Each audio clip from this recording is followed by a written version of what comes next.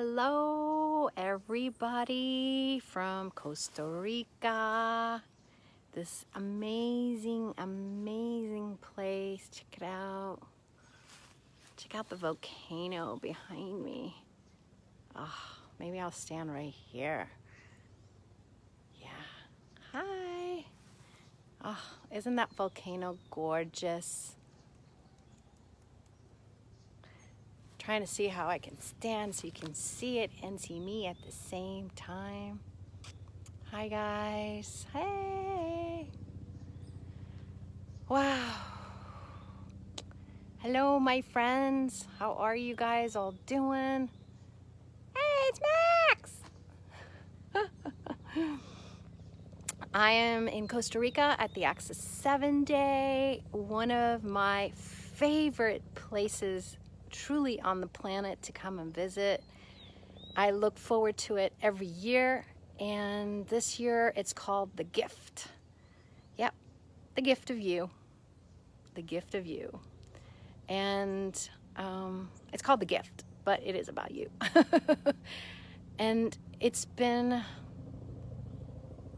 one of the most gentlest energies before I got here, which, 7 days, you get 7 days of really being with people around the world and looking at things and exploring possibilities and really letting go of all these limitations and all the things that we think are limitations, and allow us to look beyond them and allow us to actually really explore, hey, if we flipped it and really made it be a possibility, what else would be possible in the world?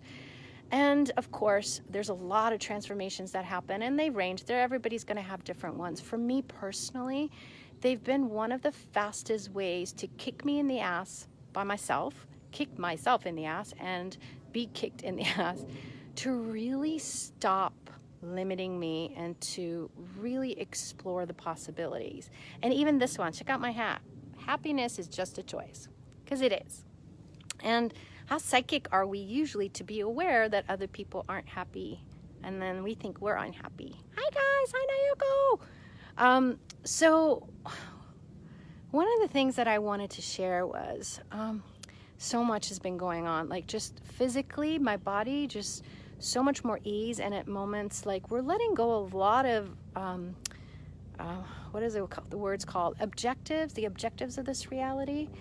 And all of these different reference points that we have, like for example, all the things that we picked up from childhood, from others, like how to do things. And like, if I do A plus B, I get C, or anything that we turn into like getting out of the question and just assuming, going into that autopilot mode. And one of the things that really hit home for me was actually in Maestro. It's so easy for me to be allowance, to allow people to be themselves, to be the space of what's required to change things. And one of the things that I realized with one of my sessions, receiving a session from someone, is how much all the times that I would think I was in my head, or I had walls and barriers and I couldn't receive something, was mine. Check out this, I don't know, it's a jet or something. Helicopter. And I really got how much it didn't belong to me. Like even those moments when I was head tripping, guess what? It wasn't mine. So I really wonder, like, how much of all of these reference points we have, hi Ann, it's been too long, how much we think is ours, and what if it's not? And what if you don't have to hold on to it? And really what we've been talking about is like letting go of all these reference points. If you didn't have the reference points of how you had to be with the world, how you and your body had to be, how you had to create your business, how you had to have your relationships be, like if all these reference points weren't there, really it becomes choice possibilities. And that's really what I've been playing with the last few days. It's like anywhere I have reference points, even reference points to say, you know what, someone's accusing you of something, even if it's not true, not even trying to be right in the situation. And I know like sometimes it's not easy. It's so much easier to be like, you know what, that's actually not correct. But what will it create? What creates greater? Making that someone else is wrong? We're right back into this reality. We're right back into judgments. We're right back into that. And one thing I realized is how so much of what we blame ourselves for, where we judge ourselves, where we go into wrongness, is all this information we're picking up from other people. And I've known most of that for a while, but just the level of what I know now is so different. And yesterday I went horseback riding. I love it. This is where I learned how to ride a horse, and also just my love and passion for animals, well, horses. And yesterday I went, and the first thing I always do is, there's a line of horses. I always ask, hey, who's going to take care of me today? You know? And based on that, I go and ask more questions before getting on a horse.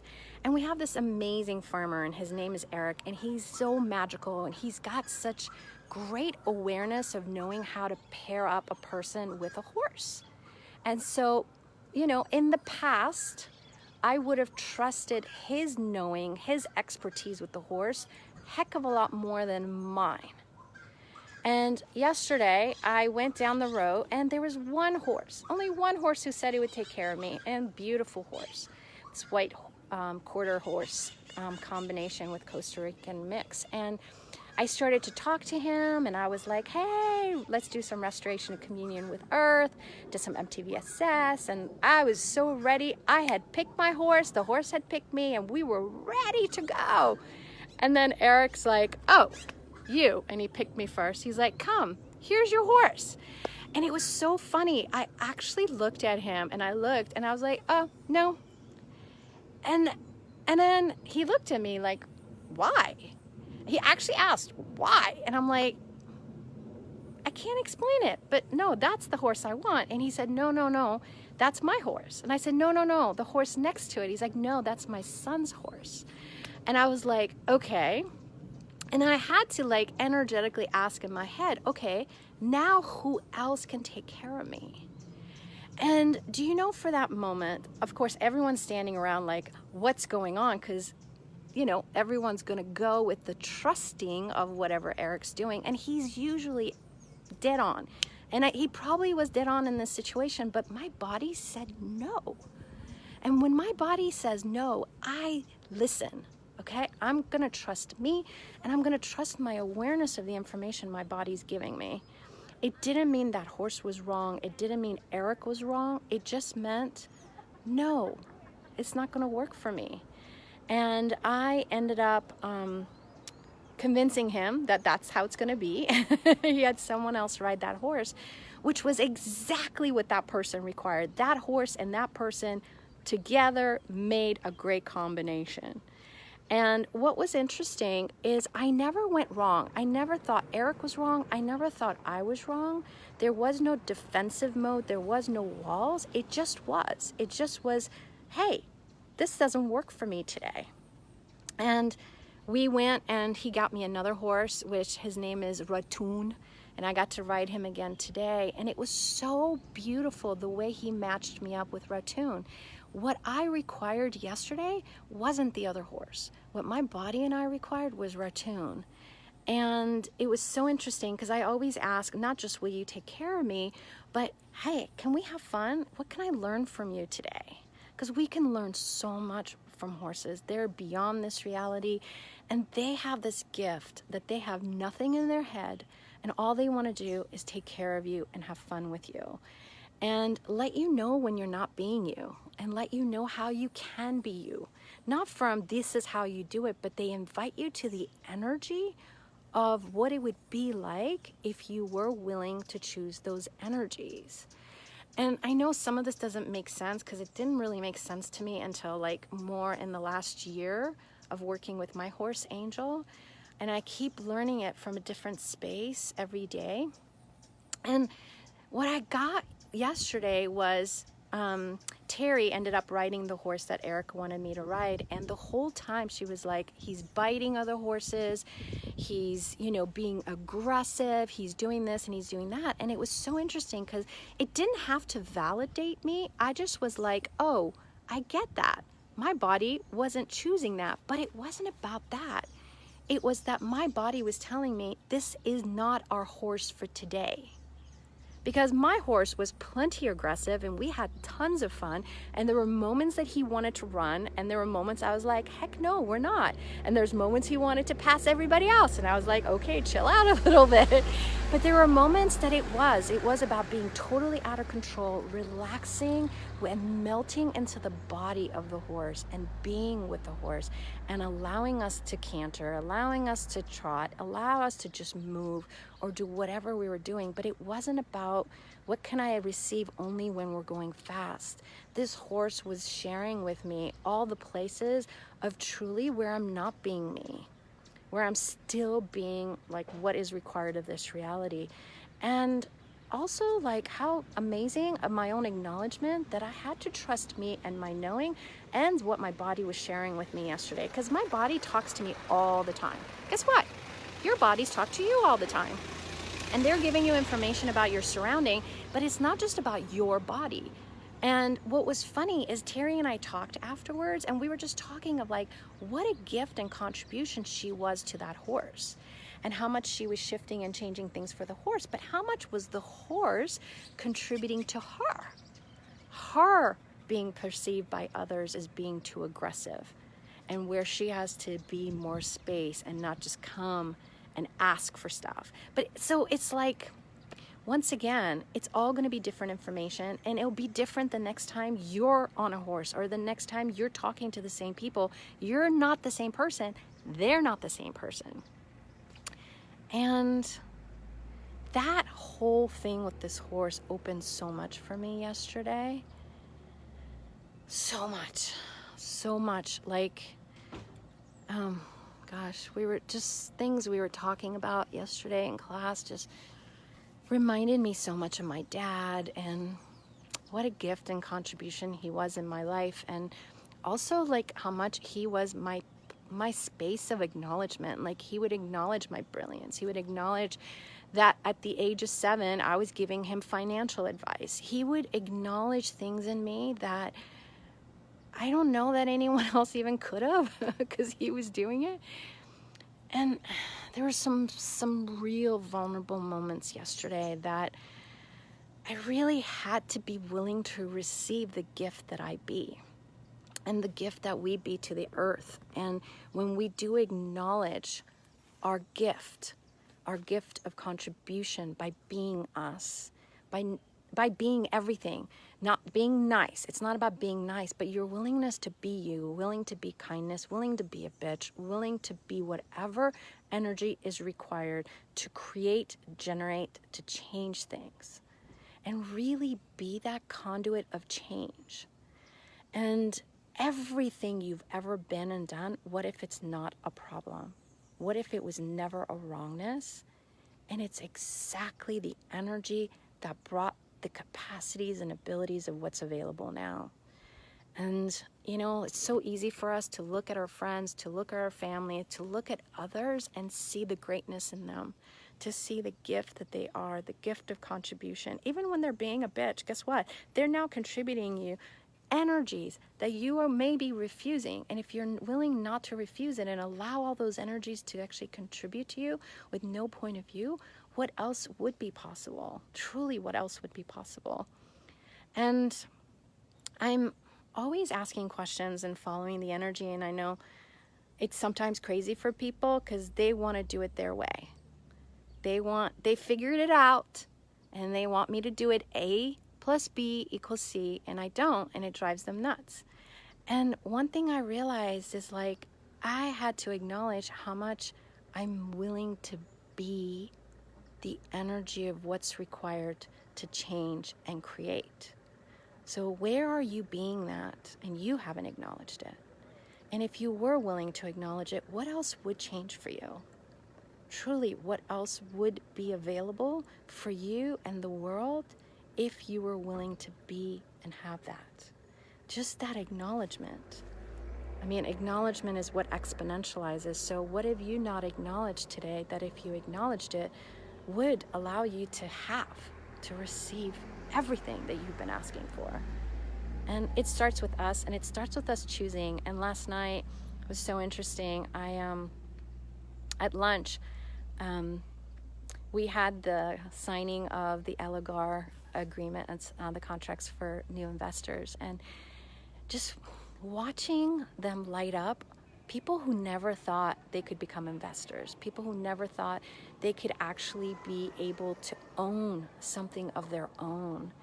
And I had to look at Gary and Dane, and not only do they change the world by being themselves, and hundreds and thousands and millions of people who've benefited, but the gift that they continuously share with us to keep asking questions, to keep choosing, to keep being us, and not go into the limitations of this reality. Like, the level of gratitude in my body, in my world, for all the possibilities. They're infinite, guys. They're infinite. They're not limited. We are the only ones who limit them the minute we go into these reference points that we have, that it has to look a certain way, that it has to sound a certain way, that it, whatever it is, like when we're willing to not just flow with it, just flow with those energies and ask questions, we actually have to shrink it to the smallest possible capacity that it can be. And last night, I was doing some sessions and some stuff and talking to folks, and I came to the guild event. It's the Antique Guild, the jewelry show, late.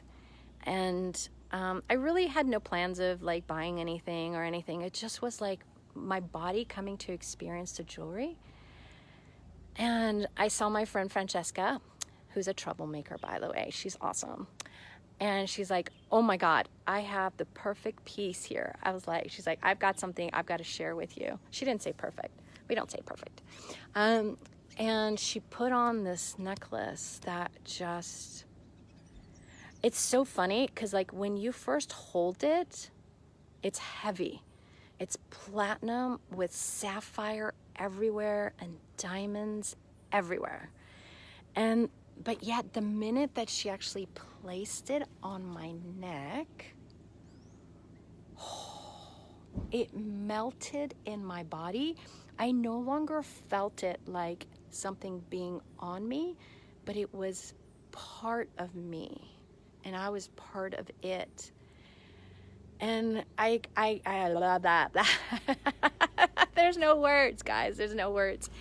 And it's a big fat ticket price. It's expensive. You've got gorgeous sapphire, you got diamonds on platinum. So it's probably the most expensive piece that was there. And my body couldn't take it off. My friend Helen wanted to try it. And I was like, Helen, I'm so sorry. Right now, I cannot take this baby off. Maybe come back after you eat dinner. She says, yeah, I'm going to come back after I eat dinner. And I was like, okay. And just standing there, everybody that walked by, perceiving that energy of that embodiment of the jewels and me and my body, like they could perceive it and they could receive that energy too. And so it wasn't about like me and this jewelry by ourselves. It was the contribution, the gift that it was contributing to others. And to make it go away from price. What if it wasn't about price? What if it's never about you buying something, but your willingness to allow the consciousness of things to actually contribute to you? Allow it to just be there and just say, hi, I'm here to gift to you because of the gift that you actually are. The gift that you may never recognize in you, but I recognize in you. And if we're willing to actually be together, just for this second, just this moment in time, what can we add and contribute to the world? And yes, a bunch of people were freaking out because of the price, and it killed their realities, which I love. But it was also the willingness to receive the judgments of wearing it. And the willingness to also want to own it. Actually, you never own jewelry, they own you. And the willingness to be like, you know what? I'm going to choose this. I'm going to choose this and I'm going to have it. And I don't know how or why or when or how or any of those details of this reality, because that's when you limit it to this reality. That's when you go from your infinite possibilities of anything being available to say, oh, it has to look like this way. But what if it doesn't? And I'm in question and I'm like, okay, what can I be? What can I do different today? What have I already generated, created, and actualized that I just need to pull into this reality? And my willingness to also ask the necklace, and not just the one that I wore, but everyone. Yeah. So I wonder, you guys, what else is possible? Well, all my friends are going to class. So I think I need to get in the shower and get going too. But I just wanted to share with you guys, like, truly what else is possible when we really start to trust our awareness, trust us, the willingness to actually allow the consciousness of things to contribute to us, like, and trust in that you will get the information and the awareness of what's actually required. What's required to change something, but also what's required to add something to your life that's way beyond this reality. That's what horses are, actually. Yeah. All right, you guys. Until next time. And have you guys been tapping into that awesome volcano that's there to contribute? Adore you guys. Have fun. Hope you have a fabulous day, evening, wherever you are. Ciao.